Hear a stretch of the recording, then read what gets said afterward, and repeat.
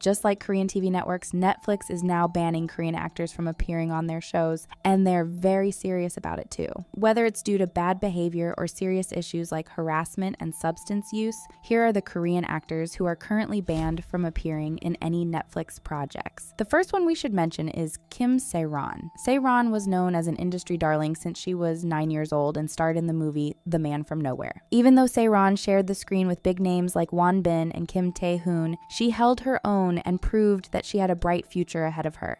Shockingly, on May 18, 2022, Se-ron's rising career experienced a downfall that will always be remembered as she was caught driving under the influence. After getting behind the wheel when she was still drunk, Se-ron proceeded to crash into several structures including transformers, guardrails, and street trees. When the police arrived, she refused to take a breathalyzer test on site and instead demanded a blood test at the hospital, worsening the situation. Her DUI incident became one of the most infamous ones in Korean celebrity history, and many people promised never to support her work again. To do some damage control, her agency gold medalist put out a statement expressing how regretful Se-ron was feeling and how hard she was working to fix the damages. Se-ron also put up an apology to express how sincere she was being, but that didn't do anything for her already ruined reputation. Due to how serious the situation was, the projects she was taking part in were also affected. One of the first ones was Netflix's Bloodhounds. Se-ron was confirmed to be a part of the cast of the drama in November 2021, and the filming began a month later with plans to wrap up in June of 2022. With the scandal happening 1 month before filming finished, the production team found themselves in a pickle. On the one hand, the drama was nearing its end, so they couldn't just remove her and refilm the scenes she was in. On the other hand, if they were to keep her in, then the drama would be negatively impacted by the scandal. So what was left for them? Well, the first step that Se-ron took was to not participate in the additional filming schedules that took place after her incident. But since they couldn't entirely remove her from the drama, they chose to only keep the scenes that were crucial to the storyline, as removing them would disrupt the flow of the show. The director, Kim Joo-won, was asked about what he thought about the whole ordeal, and he said, "We had so many people spend thousands and tens of thousands of hours to complete the work. I did my best to improve the completeness of the story while minimizing the parts under the mindset that if I didn't want to hurt it, I shouldn't break it." Seeing as she probably had the production spend additional money on refilming some of the scenes and stress about editing her out without impacting the story, it's safe to say that Se-ron will never be part of a Netflix drama again. She was already banned from KBS and has been banished from the industry, so it wouldn't be too far-fetched to think that Netflix also doesn't want anything to do with her. People would have never guessed that Netflix would be taking strict measures against the bad behavior of their stars, let alone Lee Jong-suk. However, that's exactly why he hasn't appeared in any Netflix projects despite his popularity. Back in April of 2018, it was reported that Jong-suk and actress Kim Jo-won would be starring alongside each other in the Netflix drama titled See You Again. The news got confirmed a month later on May 15th, with the two leads being set to do a table read on the 19th.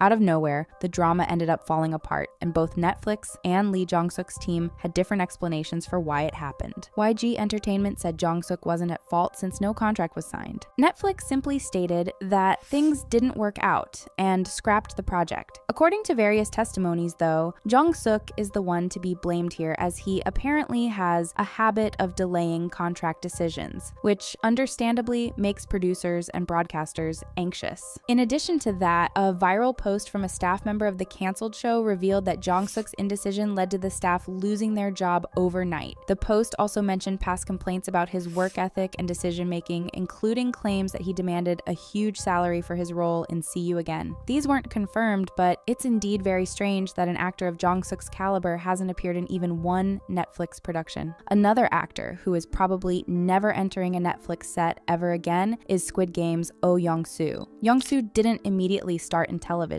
He was actually very active in theater for the most part of his career, reportedly appearing in more than 200 productions by year 2013. Young-soo's busy theater career left him with little time for TV and movies, which would explain why he got his breakout role at the age of 77 in the first season of Squid Game. His role on the show earned him significant acclaim, making him the first Korean actor to win a Golden Globe for Best Supporting Actor in Television. He was also nominated for Outstanding Supporting Actor in a Drama Series at the Emmy Awards, and even though he didn't win, he had managed to win the love of the viewers. Everyone was happy with his success and the way his talent was finally being recognized. In December 2021, public opinion shifted dramatically when a woman accused Young-soo of grabbing her and kissing her on the cheek without consent while she was entering the passcode to her place. The woman was a female junior colleague of his who also was a part of his theater troupe. According to the Suwon District Court, the incidents occurred in 2017 in front of the victim's home, while Young-soo was staying in a rural area for a theater performance. Judge Jung Yeonju also mentioned that Young-soo also lay in the victim's rented room, where he made inappropriate, explicit remarks. After the incident, the victim made an effort to move on and not let it impact her life. However, after the success of Squid Game in 2021, she sought an apology from Young-soo, and he actually apologized to her. However, in court, Young-soo denied kissing the victim, saying he only held her hand to help with her belongings, and argued that his apology wasn't an admission of guilt. Despite this, Young-soo got an 8-month prison sentence, which was suspended for 2 years. Both sides have appealed, and the next court date is set for October 29th, but it does not look good for him. Even before the court even came out with a verdict, the charges took a toll on Young-soo's career, which he's probably not going to recover from. He was edited out of the film Big Family by director Yang Woo-sok, with Lotte Entertainment announcing that his scenes would be entirely reshot with actor Lee Soon-jae. He was also unable to return to Squid Game's second season, even though he played one of the most important roles in season 1. It's likely that Netflix has blacklisted him because of his actions, making it unlikely he will ever be cast in another Netflix series, regardless of his talent or awards. Perhaps this serves as some form of justice for the victim. Yoo Ah-in was on the way to becoming one of those actors that Netflix would cast in any and every one of their K-dramas. He had given an amazing performance as Jung Jin-soo on the drama Hellbound, and in January 2022 he was cast in another drama titled Goodbye Earth, directed by Kim Jin-min.